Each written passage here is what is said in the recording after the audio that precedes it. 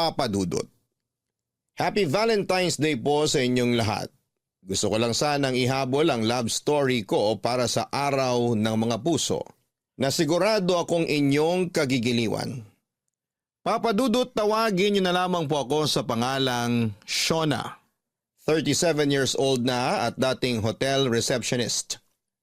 Nakatira ako sa La Union at sa taong ito ay nakatakda na kaming lumipat sa Canada kasama ang aking unika iha. Bago pa man namin lisanin ang Pilipinas ay nais kong i-share ang kwento ko sa inyo.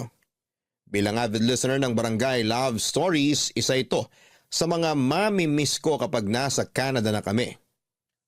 Kaya hiling ko na sa huling pagkakataon ay kwento ko naman ang mapakinggan ko sa inyong programa. Pangalawa ako sa 3 magkakapatid, Papa Dudut. Lahat kami ay pawang kababaihan kaya naman aware na ako sa kung gaano kahirap pagkatiwalaan ng mga kalalakihan pagdating sa relasyon. Naging saksi kasi ako sa mga sunod-sunod na heartbreaks ng mga kapatid ko noong sinubukan nilang pasukin ang pakikipagrelasyon. Maging ako rin naman. Dumana sa ilang heartbreaks at ang mga bagay na yon ang isa sa mga rason kung bakit mas natuto akong pumili ng mga lalaking papapasukin ko sa buhay ko. 3 beses akong nasaktan dahil nagmahal ako ng maling tao. Ang unang heartbreak ko ay noong nasa college ako kung saan ay naging side chick ako ng isang lalaking playboy nang walang kaalam-alam. Pangalawa ay isang office romance na akalain mong straight out of a K-drama. Pero sa huli, for fun lang pala yung nangyaring relasyon namin dahil bored daw yung lalaki sa work. Ang pinakahuli at ang pinakamasakit na sigurong heartbreak ko ay mula sa pangatlo kong boyfriend na minahal at pinagkatiwalaan ko ng sobra. Naghiwalay kami noong nalaman kong may kahati pala ako sa kanya. Nalaman ko kasi na sa loob ng mga taong pagsasama namin ay pumatol pala siya sa bakla, Papa Dudut.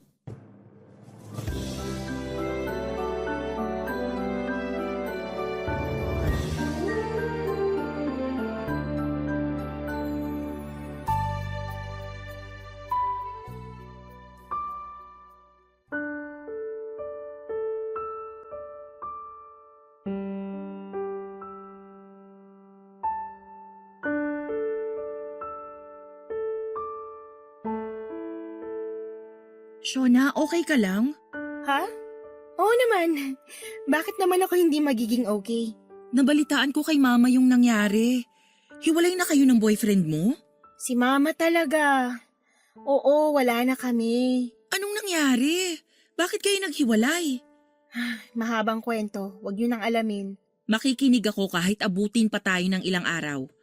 Umusog ka dyan, tatabi ako. Sandali lang, hindi tayo kasya dito sa upuan. Kasya tayo. Alisin mo kasi ang throw pillow dyan. Ayan, see? Kasya. So go, magkwento ka na. Anong nangyari? Ayoko muna magkwento. Hindi pwede. Kailangan mong ilabas yung nararamdaman mo ngayon. Kung sosolohin mo lang yung nararamdaman mo, hindi mo kakayanin. Ako, maniwala ka sa akin. Sige na, ate mo ko. Kaya i-share mo sa akin yung pinapasan mong sakit. Gusto mo ba talaga makihati sa sakit o baka gusto mo lang makichismis? Siyempre kasama na yun. Joke lang. O sige na, ano ba kasing nangyari? Baka naman pwede pa nating maisalba yung relasyon ninyo. Hindi na pwedeng isalvage tong relasyon namin.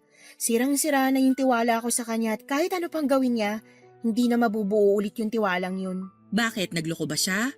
May ibang babae ba siya? May iba na siya, pero hindi babae. O ano?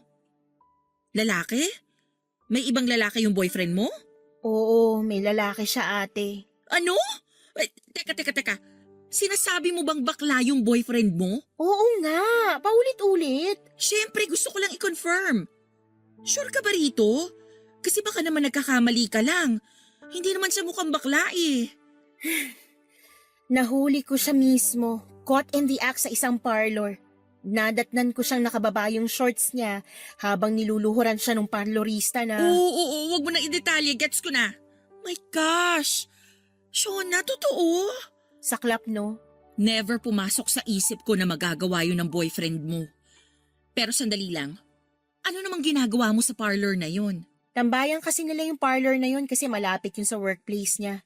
Gusto ko sana siyang i-treat ng dinner bago siya pumasok sa trabaho kaya pinuntahan ko siya sa bahay nila. Ang sabi sa akin ng nanay niya, lumabas na raw siya para mag-work. Eh di, pinuntahan ko siya sa work niya. Pagdating ko doon, hindi pa raw siya dumarating, sabi ng manager. Nabanggit ng katrabaho niya na baka nakatambay siya sa parlor. Ayun, pinuntahan ko yung parlor na tinutukoy niya tapos doon ko na nakita yung kahalayang ginagawa nila. So anong ginawa mo nung nakita mo sila? Siyempre nandiri ako kaya umalis ako agad. Hinabol niya ako para mag-explain pero hindi ko na siya pinansin. Hindi mo siya binigyan ng chance para magpaliwanag? Anong paliwanag pa bang magsasalba sa kadugyutang ginawa niya? Pero sana pinakinggan mo man lang kung bakit niya nagawa yun. Nag-message siya sa akin. Kailangan lang daw niya ng pera kaya siya kumapit sa bakla. Pinuntahan ko yung bakla sa parlor. Tinanong ko siya kung gaano na nila katagal ginagawa yun. 1 taon na raw. Grabe! Yuck! Nakakadiri! Pero alam ba nung bakla na may girlfriend yung tinitikman niya? Oo, at yung bakla pa yung matapang ha. Hindi ako confrontational na tao. Hindi ako marunong makipag-away kaya ang ginawa ko, hinayaan ko na lang sila. Nakipaghiwalay na lang ako. Dapat lang! Hindi ko ine-expect ha na matindi pala yung pangangailangan ng boyfriend mo. Kailangan talagang kumapit sa bakla para magkapera. Hindi ko nga rin alam na may financial problem pala siya eh. To think, napakarelihiyosong tao pa naman ng pamilya niya.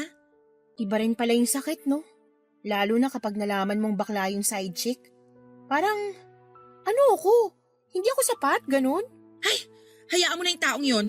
Kung gusto niyang mamakla, di mamakla siya. Ang mahalaga, nakatakas ka na mula sa panluloko niya.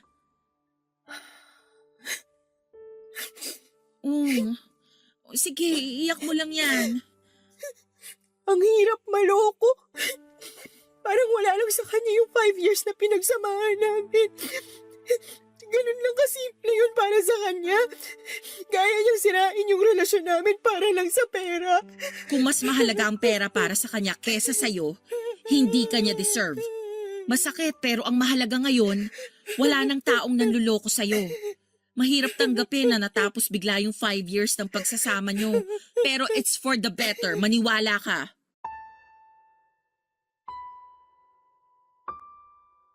Ang mahirap sa breakup lalo na kung nanggaling kayo sa isang mahabang pagsasama ay ang mga naiwan itong alaala.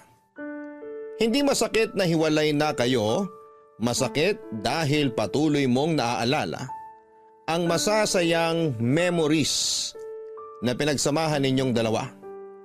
Katulad na lamang nung huli kong ex. Matagal bago ako naka-move on mula sa kanya at siya ang may tuturing kong pinakamasakit na hiwalayang nangyari sa akin. Dahil nagkaroon na kasi kami ng daily routine.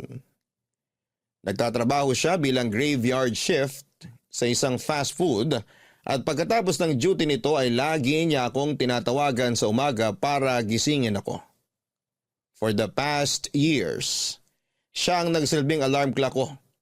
Kada linggo naman ay sinasama niya ako sa church nila para makiservice dahil anak siya ng isang church worker. Siya ang dahilan kung bakit mas napalapit ako sa Diyos at natutong maging relihiyoso. Sa mga importanteng araw ng buhay namin katulad ng birthday, anniversary at Valentine's Day, palagi kaming lumalabas noon para mag-food hunting ng mga bagong bukas na restaurant at mga trending na kainan.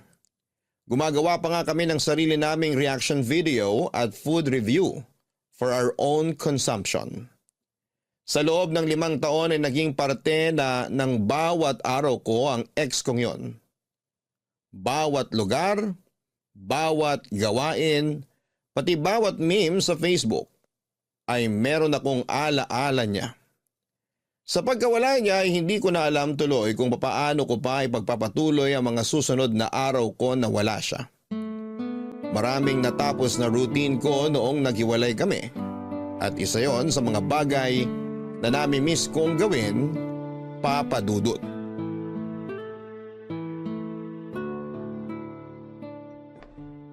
Ate, nandito ka ba sa kusina? Shona, sakto, halika rito. Bakit? Maupo ka, may ipapakita ako sa'yo. Ano naman to?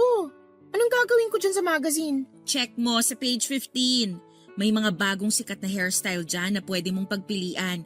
Baka gusto mong magpagupit. Bakit naman ako magpapagupit? Siyempre, broken ka. O hindi ba kapag broken tayong mga babae, ang unang ginagawa natin para ipakita na naka-move on na tayo mula sa past relationship natin ay magpagupit? New hair, new me. Ganon. Uso pa ba yun? Para saan? For validation? Para lang masabing moved on na ako? Of course, ayaw mo ba? Salamat na lang pero happy and contented na ako sa buhok ko ngayon. Hindi ko babaguhin ang hairstyle ko para sa lalaki, no? Pati ba naman yun, lalaki pa rin ang magiging rason? Magpapagupit ako kung kailan ko gusto. Okay, chill. Suggestion lang naman eh. Pero kung ayaw mo magpagupit, may plan B naman ako. Ano naman yan? Ikaw talaga ate, dami mong pakulo. Supportive ate lang. O, diyan ka lang ha. Kukunin ko lang dito sa microwave yung niluluto ko.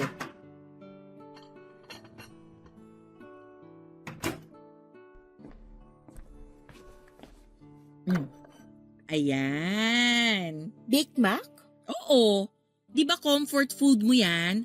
Nabasa ko online na nakakatulong sa pag-move on ang pagkain sa mga comfort food ng isang tao. Parang stress eating, ganon. Sa dami ng pwedeng pagkain ihain, Big Mac pa talaga? Oo, bakit? Ate, hindi mo alam ang kwento kung bakit naging Baked Mac ang comfort food ko. Bakit nga ba? Diyan kami nagkakilala ng ex ko. Nagunahan kami sa pagkuha nung natitirang Baked Mac sa isang convenience store nun. Doon na nag-start lahat. Ay, sorry. Hindi ko naman alam na may kwento pala yung Bake Mac na yan. Naku sayang, masarap pa naman to. Kasi pinatungan ko ng bechamel sauce tsaka niluto sa oven. Sige na, amin na. Sayang naman yung effort mo. Ayan, o sige. Pagsaluhan natin to. Palitan natin yung memory mo sa Bake Mac. Simula ngayon, kapag Bake Mac na ang pinag-uusapan, itong araw na to ang maaalala mo. Salamat. Ate, may tanong ako sa'yo. Oh, ano yon? Paano ka nakalimot mula sa heartbreak mo nun? Paano mo natanggap yung nangyari? Ako? Paano nga ba? Kung hirap sagutin yan eh kasi maski ako, hindi ko rin alam kung anong ginawa ko noon. Siguro, niyakap ko na lang yung sakit. Hinayaan kong masaktan ako. Hinayaan kong maramdaman ko yung sakit ng hiwalayan namin. Tapos, nasanay na lang ako sa sakit. Tayo naman kasi parang may sariling immune system din yung emotions natin eh. The more na nararamdaman natin yung pain, the more na gumagawa ng paraan yung utak natin para ma-immune tayo sa sakit. So dapat hayaan ko na lang yung sakit na nararamdaman ko ngayon? Oo. Wala ka namang ibang choice. Wala namang pain reliever para sa mga ganyang klaseng sakit eh. Kung meron, edi sana wala nang takot ma-broken heart kapag nagkataon, 'di ba? Gaano katagal? Ilang araw ang kailangan kong danasin bago ako masanay sa sakit. Hanggang sa matanggap mo na ang totoo na wala na kayo, na hindi siya para sa'yo. Ang hirap. Madaling magpanggap na okay lang pero mahirap tanggapin na hindi pa ako okay. Alam mo kung ano ang isang bagay na natutunan ko sa pag-ibig base sa mga heartbreak ko? Ano? Na huwag habulin ang pag-ibig. Huwag mo tong hanapin. Kasi malaki ang magiging chance na sa maling tao ka mapupunta. Paano mo naman nasabi? Hindi naman natin alam kung tama o mali yung pipiliin natin eh. Sa huli na lang yun nalalaman. Kaya nga sabi ko huwag habulin. Hayaan mo lang siyang kusang dumating. Kasi ang pag-ibig, gagawa yan ng paraan para mahanap at mapunta ka sa tamang tao. Di ba nga ang bawat kandado may sari-sariling susi yan? Kung hindi ikaw ang makakapagbukas nun, ibig sabihin, hindi ikaw yung susi. Hindi ko gets. So ano, tutunga nga na lang ako dito hanggang sa dumating yung tamang tao para sa akin? Hindi naman. Ay basta ang hirap kasing i-explain. Sigurado naman ako na one of these days, maiintindihan mo rin yung ibig kong sabihin. Sa ngayon, focus ka na lang muna sa sarili mo. Wala naman ako ibang bibigyan pa ng focus kundi sarili ko lang eh. Oo nga naman. Oh, kumain na nga lang tayo. Mabuti pa nga.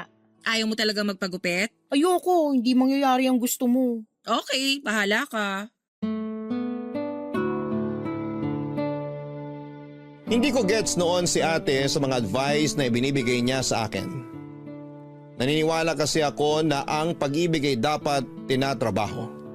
Hindi ito basta na lamang kakatok sa pinto mo para magpakilalang siya na ang forever mo. Tao mismo ang gagawa ng sarili nilang forever at hindi ito dapat nakaasa sa tadhana lang. Pero kahit na ganoon ay sinunod ko ang sinabi ng ate ko na huwag na munang maghabol sa pag-ibig. Kaya siguro ako napunta sa mga maling tao ay dahil pinipilit ko ang pag-ibig para sa taong hindi naman pala para sa akin. Hindi naglaon ay natutunan ko rin namang kalimutan ng ex kong yon. Nakagawa ko ng panibago kong mundo nang wala siya. Akala ko mahirap nung una pero kapag natanggap mo na ang katotohanan hindi dapat, iniiyak ka ng isang taong manloloko ay madali na lang kalimutan ang lahat. Ibinaon ko sa limot ang past experiences ko at iniwan ko sa utak ko ang mga aral na natutunan ko. Taon ang dumaan, naging strong and independent woman ako na hindi umaasa sa lalaki. Ako na mismo ang gumagawa noon ng sarili kong kaligayahan. Sinanay ko ang sarili kong maging single sa puntong hirap na noong makaporma ang mga lalaking gusto kong ligawan. Dahil sa mga sugat sa puso ko ay naging mapili ako. At hindi basta-basta tumatanggap ng mga lalaking hindi naman worth it ng mga oras ko. Hanggang sa isang araw, isang lalaki ang dumating sa buhay ko at ang puso ko na matagal nang namamahinga ay muling tumibok para sa isang tao. Luis ang pangalan ng lalaking muling nagpatibok ng aking puso, Papa Dudut. Kung sa mag-ina, may tinatawag na lukso ng dugo, sa akin naman ay parang lukso ng pag-ibig ang nangyari noong nakita ko si Luis, Papa Dudut. Una ko siyang nasilayan sa trabaho ko bilang receptionist sa isang hotel sa San Fernando, La Union. Noong mag-check-in siya doon kasama ang ilang kaibigan. Sa kanya unang nabaling ang tingin ko dahil sa kakaiba nitong tangkad na parang aabot ng mahigit 6 feet. Maputi din siya. Pinakamaputi sa kanilang magkakaibigan. May arm tattoo ito at kahit nakasuot ng cap ay kitang-kita ang chinito features nito sa mukha niya. Aminin ko na unang kita ko pa lamang sa kanya ay attracted na kaagad ako sa kanya pero hanggang attraction lamang yon, Papa Dudut. Never ako nag-assume o nagkaroon ng delusion na magiging close kaming dalawa. Katulad ng ibang guest, hahangaan ko lang sila pero agad ding makakalimutan kapag nag-check out na sila. 5 araw na nagstay ang grupo nila Luis sa La Union matapos silang magbakasyon dahil Holy Week noong time na yon. Sa ikalawang araw ng stay nila ay nagkaroon kami ng interaction ni Luis.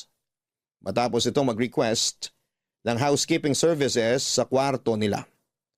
Pupunta raw sila sa Ilocos that time at gusto nilang pagkabalik nila ay malinis na ang kwarto nila. Ang unang impression ko kay Luis ay napaka-sweet nitong magsalita. May pagka-feminine gumalaw pero malakas pa rin ang appeal. Hindi ko alam kung bakit sobrang attracted ako sa kanya that time. Pagka-uwi ko sa bahay noong araw na yon ay agad ko siyang hinanap sa social media, Papa Dudut. Uy, Shona, sino yan? Sino yung tinitingnan mo sa Facebook? Ang talas talaga ng mata mo. Nakita mo pa tong ginagawa ko ay nakapatay na nga yung ilaw. Mabilis tong mata ko, lalo na sa mga taong cute. At saka ang laki kaya ng screen ng laptop mo. So sino ba yan? Manliligaw mo? Hindi. Halika rito. Stalk natin profile niya. Sino nga? In fairness, ang pogi ha. Pogi, no? Guest namin sa hotel. Akala kong artista nung una eh. Hindi siya artista? Ang kinis ng mukha oh. Hindi. Sinearch ko yung pangalan niya online pero walang lumabas na kung ano tungkol sa kanya. Kung artista to, dapat marami ng post sa social media tungkol sa kanya. At paano mo naman nalaman ang pangalan niya? Hello! Hotel receptionist ako. Ako nag-check ng ID niya nung nag-check-in sila. Ay, kaloka ka! Hindi ba bawal yun? For personal consumption lang naman, hindi ko naman ipagkakalat yung info niya. Iba ka rin gumalaw, no? Na-add mo na ba siya? Hindi pa. Nahihiya ako eh. Uy, bakit naman? Add mo na, dali! Ayoko. Tingnan mo nga, mukhang burgis.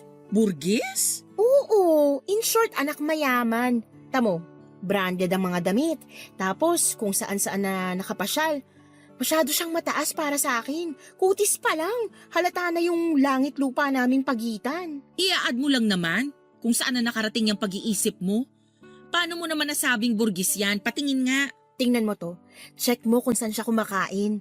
Hindi ba mahal tong steakhouse na to? Tingnan mo. Trip lang niyang kumain doon.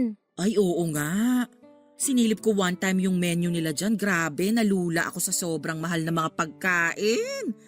Isang subo mo, isang sahuran agad ang nawala. So sabihin mo ngayon hindi yan rich kid. Well, kung sa bagay, sa mukha pa lang, halata namang yayamanin tong lalaking to. Paanong itsura niya sa personal? Pareho lang din ba sa pictures? Mas cute siya sa personal. Maliit yung ulo tapos matangkad. Pero kung ako sa'yo, huwag mo na tong pangarapin. Parang malabo kayong magkaroon ng chance oh. Kahit nga sa imagination, baka mahirapan pa kayo. Sira! Hindi ko naman yung pinapangarap. Na-curious lang ako sa kanya, kaya ako napastok. Pero aminin mo, umaasa ka no? Kung makapagsalita, ikaw din naman napogian sa kanya eh. Napugian lang pero hindi naman ako naging delulo agad. Ako rin naman. Asus, kunwari ka pa. Tingnan mo, may aso rin siya. Hoy, wag mong iniiba yung topic.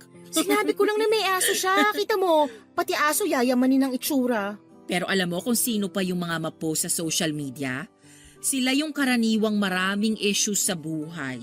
Bakit naman? Kasi ang mga mayayaman, hindi nila kailangang ipagkalat na mayaman sila. Hindi mapost yung mga taong madatong talaga. Karamihan sa mga naglipa ng rich kid dyan sa Facebook, mga social climber lang yan. Kailangan nilang mag-post for validation para ma-feed yung delusion nila na mayaman sila.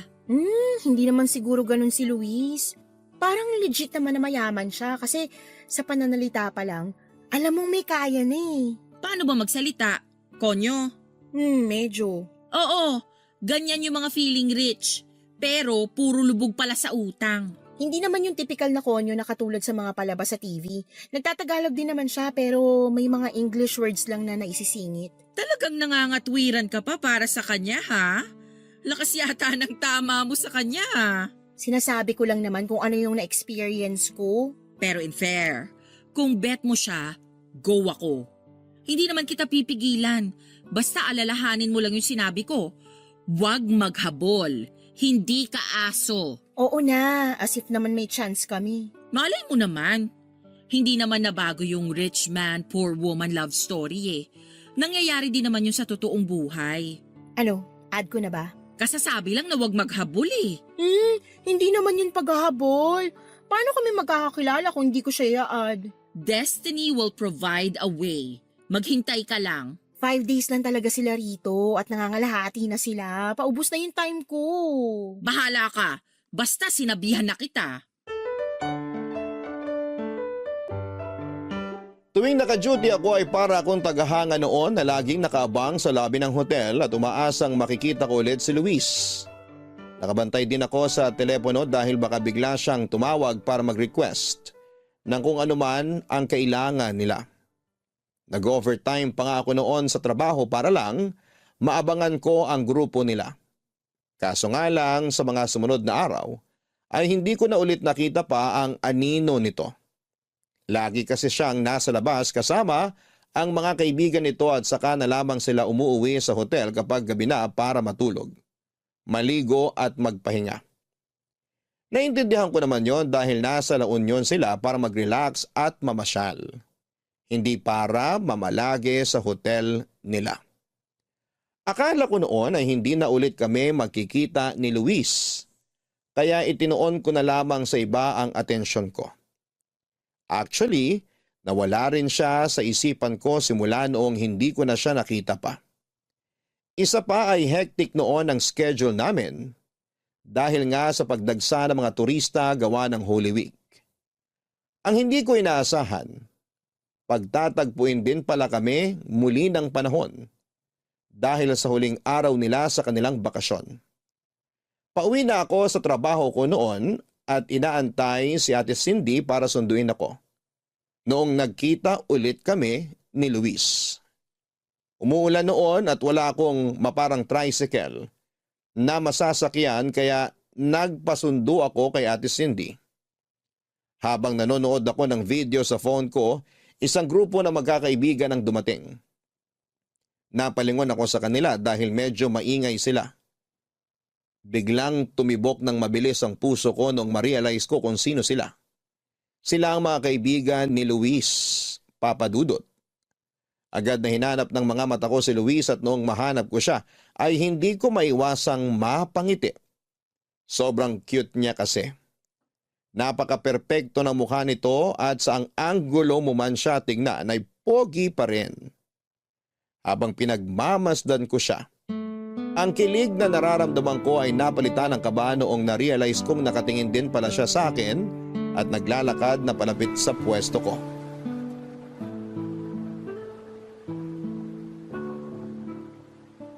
Miss, pwede ba mag-smoke dito? Ha?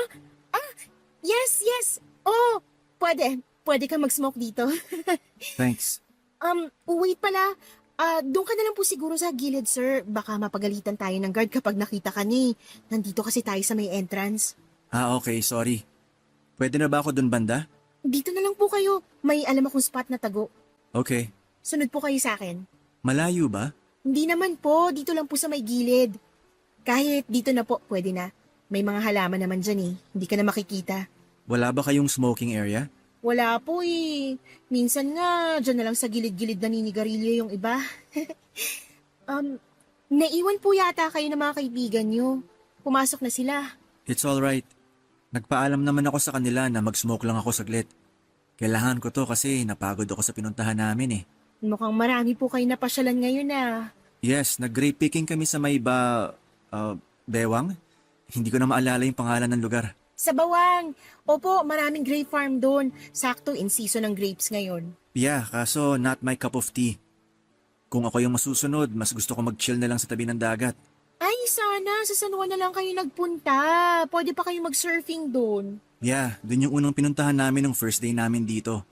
Kaso yung ibang friends ko gustong libutin tong buong La Union. No choice naman ako kasi iisa lang yung ride namin. Sa bagay. Mahirap nga rin namang magsulo, lalo na kung iba yung gustong gawin ng majority ng group. I know. Kaya nga mas gusto ko talaga mag-solo na lang kapag namamasyal ako. I can do whatever I want kapag mag-isa lang ako eh. Pero hindi ba malungkot kapag mag-isa ka lang na nagta-travel? Hindi naman. Kung nasanay ka na mapag-isa, hindi yun issue. Actually, mas na-enjoy ko nga yung travels ko kapag mag-isa lang ako. Walang inaantay, walang kahati sa decisions, etc. Pwede kong gawin lahat ng gusto kong gawin whenever I'm alone. May point nga naman. Pero ako kasi, masanay ako na may kasama ako, lalo na't bopols ako pagdating sa mga direksyon. May mga online maps naman. Sa panahon ngayon, mahirap nang maligaw. Tsaka kapag traveler ka, madali lang maghanap ng lugar kapag marunong ka makipag-usap sa locals. Ayun yung problema. May social anxiety ako minsan eh. Talaga? How come naging hotel receptionist ka kung may social anxiety ka pala? Nasanay na lang din. Tsaka, hindi naman to yung original na buhay na gusto ko sana eh. Ito lang yung available na trabaho noon, kaya ito yung pinasok ko. Hindi nga related sa hotel industry yung course na tinapos ko eh.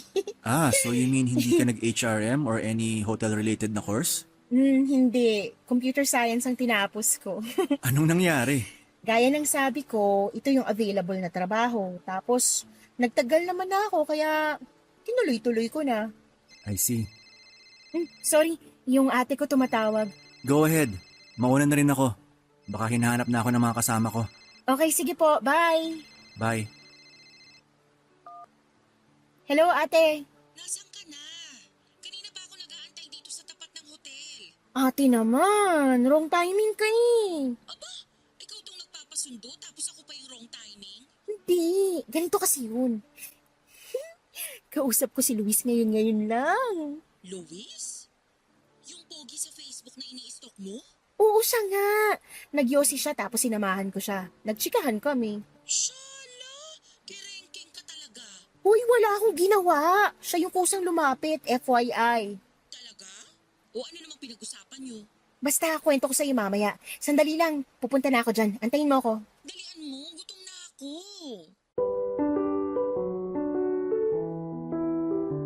Inis na inis ako ng time na yon kay Ate Cindy kasi napaka-wrong timing ng dating niya.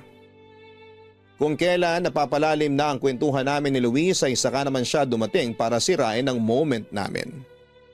Pero kahit papaano ay masaya ako dahil bukod sa nakita ko ulit si Luis ay nakausap ko pa siya at nagkaroon ako ng kaunting background sa buhay niya. Sa naging pag-uusap namin ni Luis, pakiramdam ko ay napakabait niyang tao. Napaka-soft spoken kasi niya.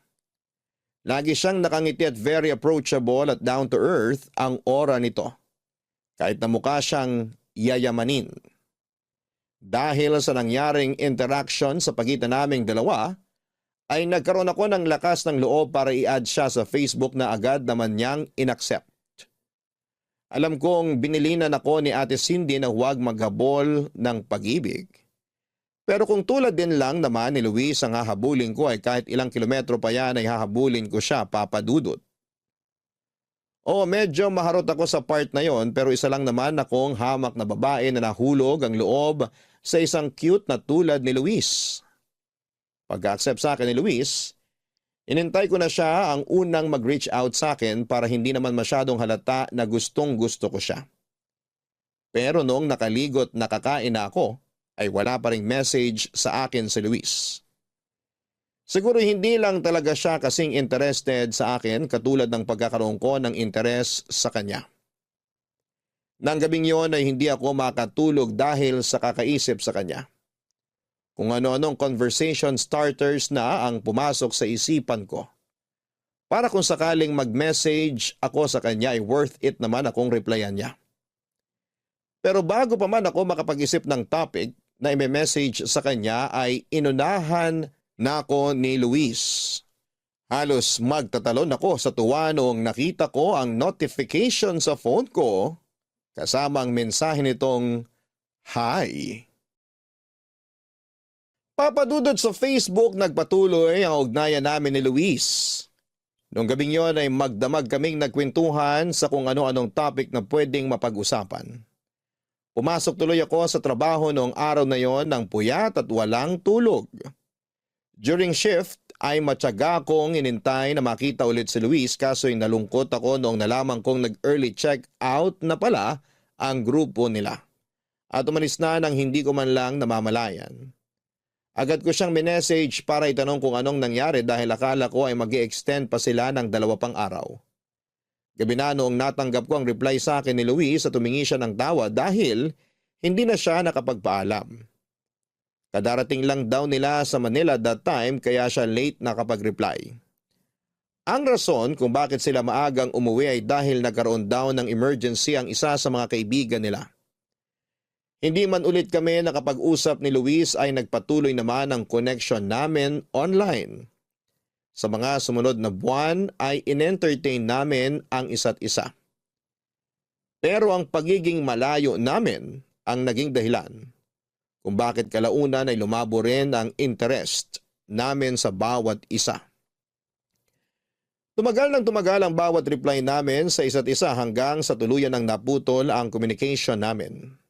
Mabilis din naman akong nakamove on mula sa kanya dahil wala namang masyadong nangyari sa pagitan namin. Pero 1 taon nang lumipas ay nagulat na lamang ako noong isang araw ay bigla na lamang ako nakatanggap ng tawag mula kay Luis Papadudut. Grabe, sa panahon ngayon, sobrang hirap na talagang i-maintain yung magandang relationship, no? Oo nga eh. Hindi ko in-expect na maghihiwalay din pala yung celebrity couple na yun. In love sila sa isa't isa dati. Love is not constant, ika nga nila. Hindi palaging ganun kalalim yung pagmamahal mo sa isang tao. May times na nawawala rin yun. Kaya nasa tao na lang talaga kung ipagpapatuloy pa nilang mahalin yung partner nila. 10 years? Sayang din yun. O bakit? May 20 years nga naghihiwalay pa rin eh. Ang saklap. Ang sakit siguro nun, no? Ang haba-haba ng pinagsamahan nyo para matapos lang ng ganun. Kung pareho naman nilang choice yun, wala tayong magagawa. Siguro hindi na sila masaya sa isa't isa. Kaya the best choice na lang siguro maghiwalay. Sana hindi mangyari sa akin yung ganun. Hindi mangyayari yun sa'yo. Single ka naman eh. Siyempre, kapag nagkaroon na ako ng boyfriend or asawa, hindi ko rin naman gustong matulad sa kanila. Bakit? Ikaw gusto mo ba? Di rin. Kaya dapat ikaw, kapag nakahanap ka ng lalaki, hindi yung mahal ka lang ngayon. Dapat siguraduhin mong mamahalin ka niya araw-araw. Saan ba makakahanap ng ganung lalaki? Ewan ko, swertihan na lang talaga. Oh my gosh! Oh my gosh! Oh my gosh! Oh, bakit? May tumatawag sa akin! Oh, alam ko, narinig ko nga. First time makareceive ng tawag? Grabe ka naman makareact. Teka lang! Okay. Sino ba kasi yan? Si Luis! Sinong Luis? Basta, tagal na namin hindi nagkakausap nito eh. Bakit kaya siya tumatawag? Luis? Wala akong maalalang... Shh! Sasagutin ko na siya. Huwag ka na muna maingay dyan. Hello? Luis? Hello, good evening, Shauna. Kumusta ka na? Okay naman ako. Bakit ka napatawag? Nasa work ka ba ngayon? Wala, nasa bahay ako. Day off ko ngayon eh. Bakit mo natanong? Nandito ako ngayon sa hotel kung saan ka nag-work. Teka, nandito ka sa La Union ngayon? Oo, kararating ko lang. Biglaan lang. Hindi kami natuloy sa Baguio ng mga friends ko. Kaya naisip ko na dumiretso na lang dito sa La Union. Oh, I see. Kaso may problema ako eh. Ano yun? Ano problema? Fully booked na raw yung hotel nyo. Sinubukan ko mag-book ng ibang accommodation online kaso wala na rin akong mahanap eh. Marami kasing nagbabakasyon ngayon kasi Pasko. Natry mo na ba sa isang hotel? 3 kilometers from there? Oo, kanina pa ako naghahanap kaso wala talaga eh. Pwede bang humingi ng favor? Pwede bang pa-check kung may available pa sa hotel nyo? Sige na oh, baka lang may available pa. Okay, sige. Susubukan kong tawagan yung naka-duty ngayon. Tatawagan kita ulit mamaya. Okay, thank you very much. Oh my gosh! Nandito si Luis! Sino ngang Luis? Ipakilala mo naman sa akin. Si Luis, yung cute guy na guest ko noon last year. Hindi mo na maalala? Yung Borgis? Oo, siya nga. Ay, sosyal. May contact pa pala kayo. Actually, hindi na kami nag-uusap kaya nagulat nga ako ngayon nung bigla siyang tumawag.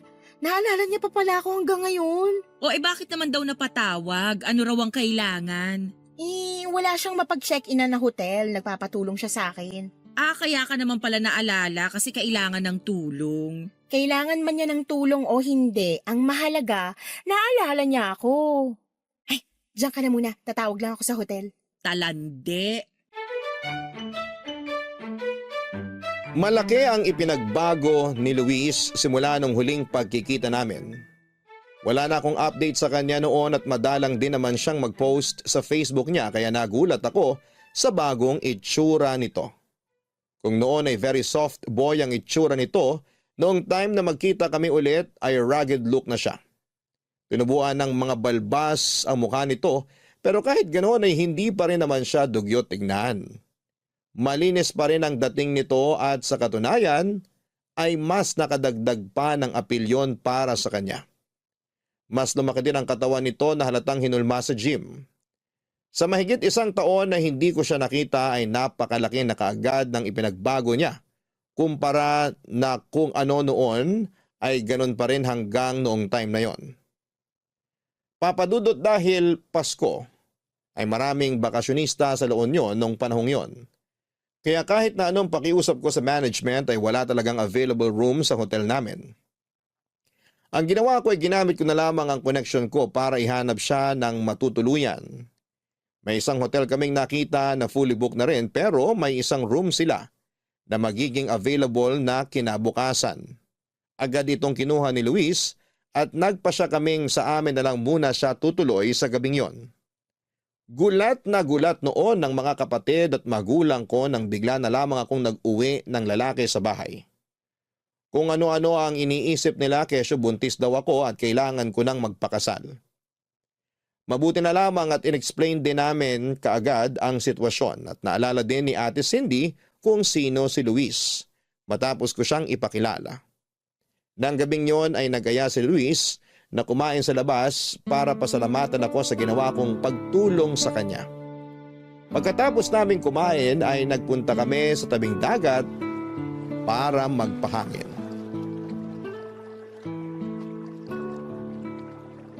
Masarap pala tumambay dito sa beach kapag gabi, no? Oo naman, lalo na dito sa part na walang masyadong tao, malayo sa mga bar.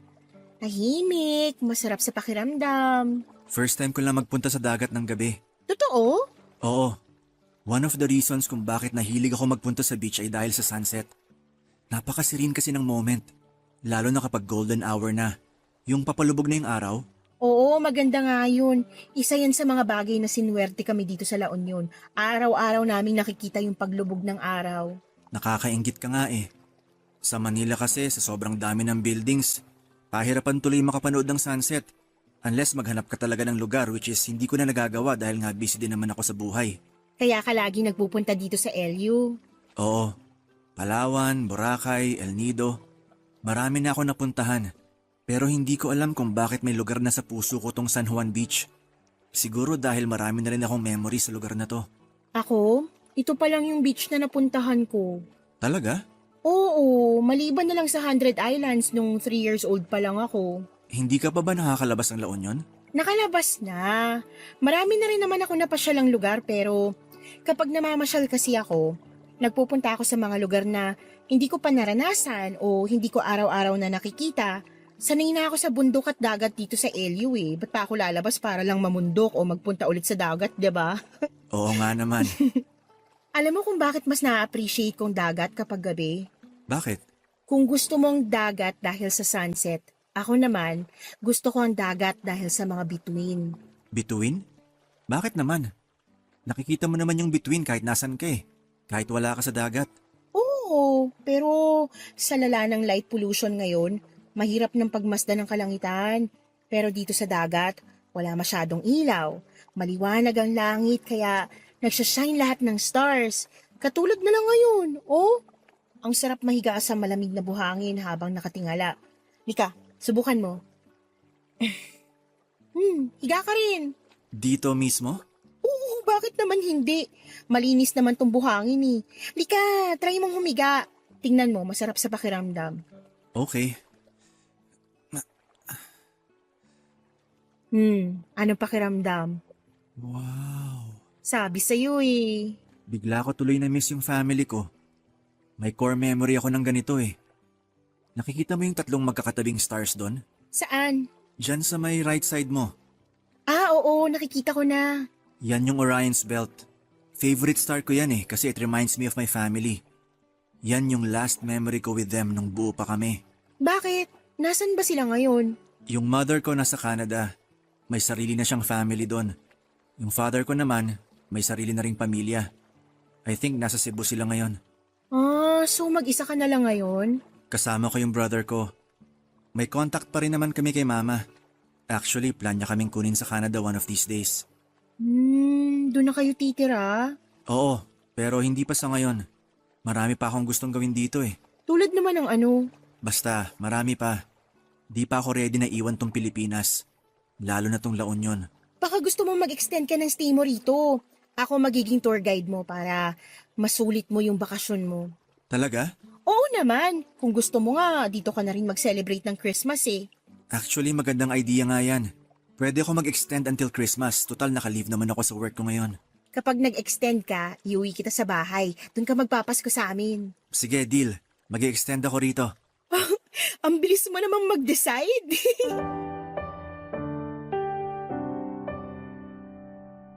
Ako ang nakasama ni Luis sa naging Christmas vacation nito.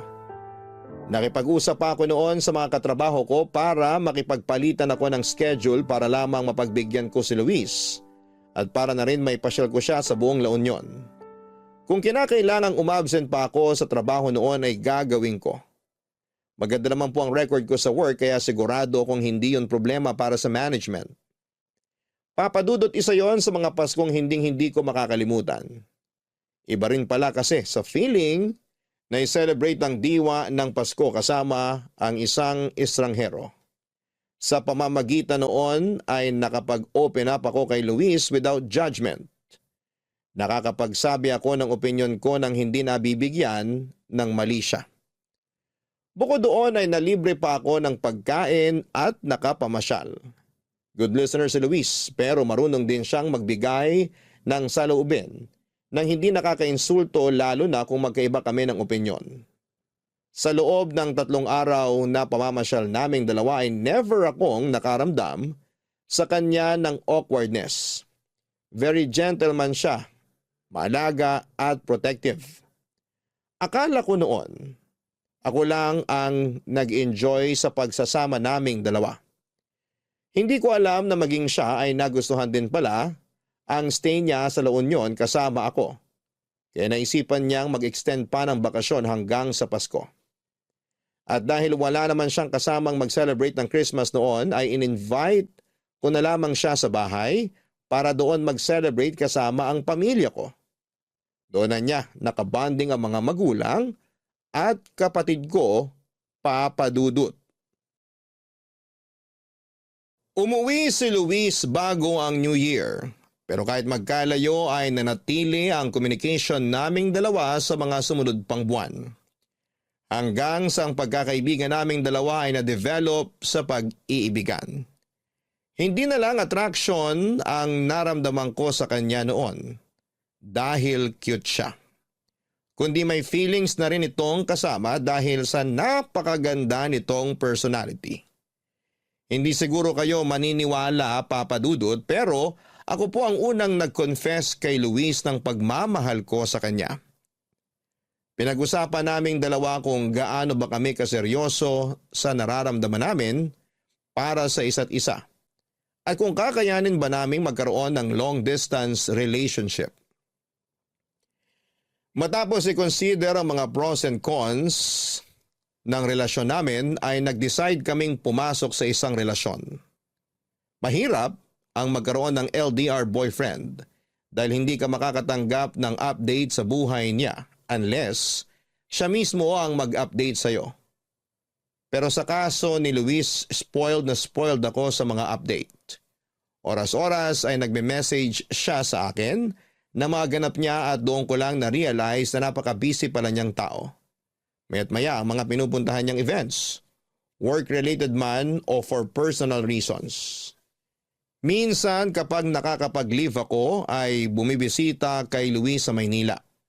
Usually kapag nasa Manila ay 2 lamang kami na magkasama. Lahat ay nakaschedule na lakad niya kasama ang kaibigan niya ay kinakancel niya.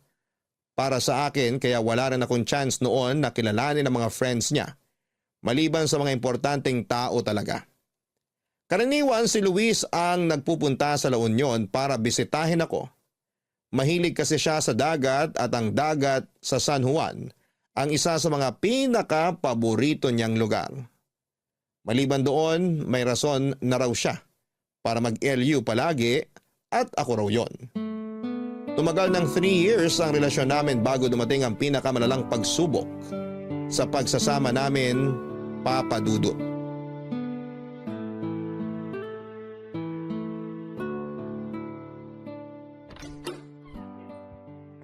Shona! Sa wakas nakauwi ka na! Kanina pa kita hinihintay. Hindi ka man lang nag-reply sa mga message ko. But empty yung phone eh. Naiwan ko yung power bank ko kaninang umaga. Bakit? Ano bang meron? Huwag kang magugulat sa ipapakita ko sa'yo ha. May sinend kasi sa aking video yung kaibigan ko. Anong video? Video ni Luis. Luis? Anong klaseng video? Mas maganda kung panoorin mo na lang. Halika rito. Patingin nga. Play mo na. Familiar ba yung lalaking nakaitim? Si Luis yan, di ba? Hindi ko sure. Si Luis yan. Hawig na hawig niya oh. Bakit kanya siya sumayaw? Parang bakla. Kanino ba galing tong video na to? Sandali lang. May mas grabe pa dyan. Antayin mo. Ayan na. Hinahalikan niya yung kasayaw niyang lalaki. Hindi. Hindi si Luis yan. Baka naman kamukha lang niya yan. Imposibleng si Luis yan. Kahit sa ang anggulo mo tignan, si Luis yung nasa video. Nakita mo ba kung paano siya gumalaw? Daig pa niya yung babae kung gumiling. Grabe makatwork! Sobrang wild! Hindi siya yan. Paano mo mapapatunayan na si Luis yan? Shona, ikaw ang girlfriend ni Luis. Mas ikaw ang nakakaalam kung siya ba yung nasa video o hindi. Hindi nga siya yan, ano ba? Mas magaling ka pa sa akin eh. O huwag kang magalit sa akin. Tinutulungan lang kita para hindi na ulit masaktan yung puso mo. So anong gusto mong palabasin? Na bakla si Luis? Ano ba yung nakita mo sa video? May kasayaw siyang lalaki, di ba? Mas malambot pa sa sex bomb yung katawan niya kung sumayaw. Ang malala, hinalikan pa niya yung kasayaw niya sa harap mismo ng mga tao. Ano sa tingin mo, hindi ba bakla yung ganung asta? Hindi lang yung simpleng halik, Shona. Nilaplap niya yung kasama niya. Tama na! Oh sorry, nadala lang ako. Hindi ko rin naman inaasahan na ganun pala yung boyfriend mo eh. Saan mo nakuha yung video na yan? Sinento sa akin ng kaibigan ko nung college. Naging kaibigan daw niya si Luis nung nasa Maynila pa lang sila. Nagkakilala sila sa bar. O hindi ba mahilig din mag-bar si Luis? Hoy, Shona! Sandali, nag-iisip ako. Pinoproseso pa ng utak ko yung napanood ko. Kung gusto mo, ikaw na lang mismo makipag-usap sa kaibigan kong yon. Kaya raw niyang magbigay ng pruweba na si Luis nga yung nasa video. Bakla ang boyfriend ko? Bakit? Anong klaseng trip to? Pinaglalaroan ba ako ng tadhana? Binigyan ako ng ex na namamakla tapos ngayon, boyfriend na bakla? Siguro mas makakabuti kung si Luis na lang mismo ang kausapin mo tungkol dyan. Mas maganda yung maliwanagan ka. Kung totoo mang bakla siya, bakit ngayon ko lang nalaman? Paano niya naitago yun sa akin? Eh hindi naman kasi ganun kadaling malaman ang sexualidad ng isang tao eh. Masyadong komplikadong bagay na yan. Kasi ang sexuality, hindi naman yan black and white lang. Kaya nga rainbow ang kulay nila, di ba? Kaya nga LGBTQIA+ ang tawag sa komunidad nila dahil maraming klase yan.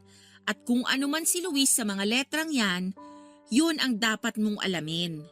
May mga bakla na halata, may mga bakla na hindi mo aakalaing bakla. Nasa kanya-kanyang gender expression nila yan. Pero kitang-kita sa video kung anong klase siyang bakla. Mas malandi pa siyang sumayaw kaysa sa akin eh. Ibig bang sabihin na nagpapanggap lang siya sa loob ng mahigit 3 taon na pagsasama namin? Isang video lang yung napanood natin. Katulad nga ng sinabi ko, mas mabuting siya na lang ang kausapin mo mismo tungkol dyan. Tsaka para na rin sa... O teka, saan ka pupunta? Sa kwarto. Hindi nagpa-function ang utak ko ngayon. Gusto ko na lang muna mapag-isa. Nandito lang ako kung gusto mo nang makakausap.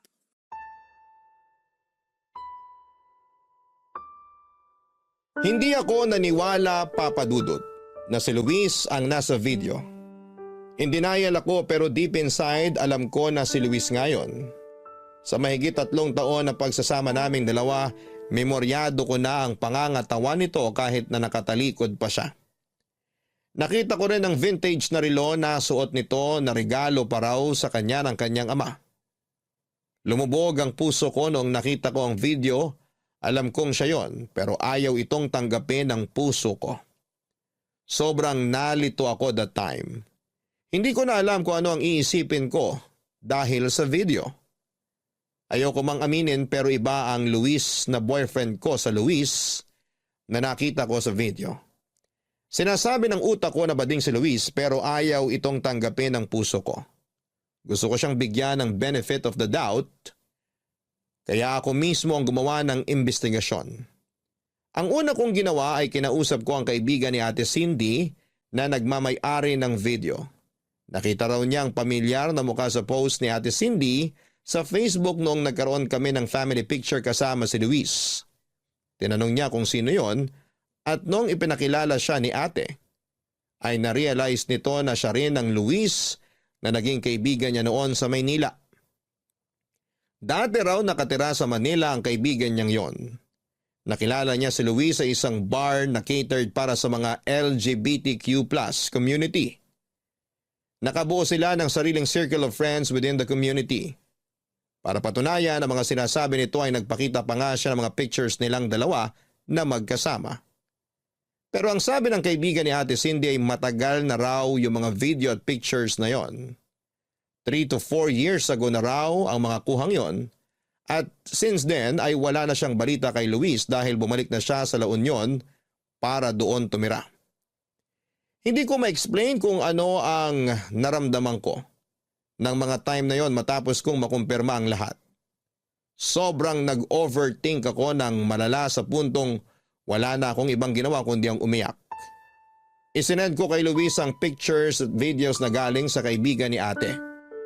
Saka ko pinatay ang phone ko. Barangay Nang Love gabing yun Stories. ay nakatulog Barangay ako na Love basa Stories. ng luha ang unan ko.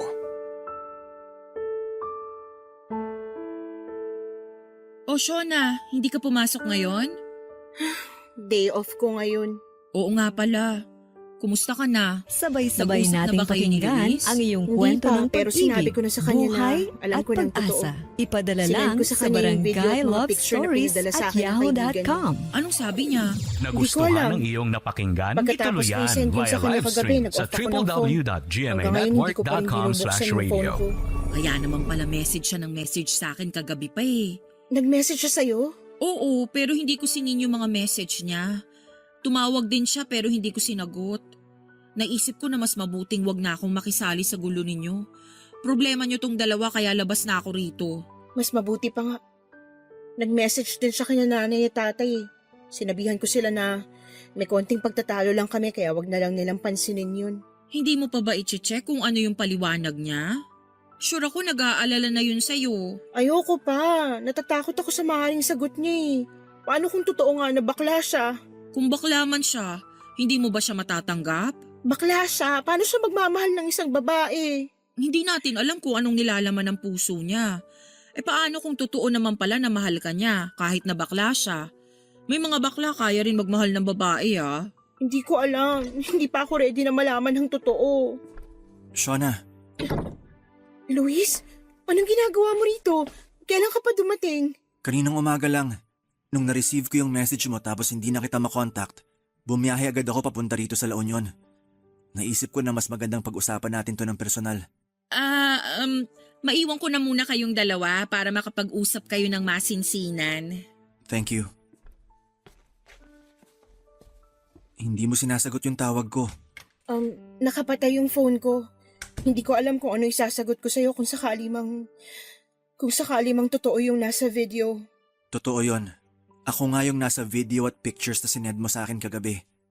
So bakla ka nga? I consider myself as pansexual. Yun ang sexual orientation ko. Pansexual? Ano na naman yun? Ang ibig sabihin nun, nagkakagusto ako sa tao, ano man ang kasarian nila. Pero paano yun? Paano nangyari yun? Shona, hindi ako nakabase sa gender ng isang tao. Hindi naman yung gender nila yung minamahal ko kundi yung tao mismo. Whether babae ka man, lalaki, lesbian, trans, kung gusto kita, gusto kita. At ngayon, ikaw yung gusto ko. Ikaw yung mahal ko. Yung lalaki sa video na hinalikan mo, nakarelasyon mo rin ba siya? Oo, ex ko siya. Kasama ko siya noon nung nagbakasyon kami rito nung Holy Week. Siya rin yung reason kung bakit hindi natuloy yung Baguio trip namin noon at mag-isa ako nagbakasyon dito sa La Union nung Christmas. Naghiwalay kami. Ibig sabihin nung nagpasko ka sa amin, kahihiwalay nyo lang nung ex mo? Hindi. Siguro 4-5 months na kaming hiwalay that time. Kung iniisip mo man na ginawa kitang rebound noon, hindi yun yung kaso. Naka-move on na ako sa kanya bago pa man tayo naging close. Shona, alam kong pinagdududahan mo ako ngayon at naiintindihan ko kung bakit. Pero sana wag mong pagdudahan yung pagmamahal ko sa'yo kasi totoo tong nararamdaman ko. Bakit hindi mo sinabi sa akin na ganito ka pala? Hindi ko naman inakala na issue pala yun Para sa akin kasi wala lang yun. Wala lang yun para sa'yo, pero para sa akin big deal yun. Ang hirap lang isipin na yung boyfriend ko may ex na lalaki. Ang hirap tanggapin. Shona, sana naman lawakan mong pag-iisip mo. Sa mundo natin, hindi lang lalaki at babae ang nabubuhay. Alam ko, hindi ko lang inaasahan na ganito yung mangyayari. Ngayong alam mo ng totoo, nagbago na bang tingin mo sa akin? Hindi ko alam. Hindi pa ako makapag-isip ng maayos ngayon Mas maganda kung hayaan mo na lang muna ako. Kung yun ang gusto mo, bibigyan kita ng space. Pero please, Huwag mo naman akong iwan.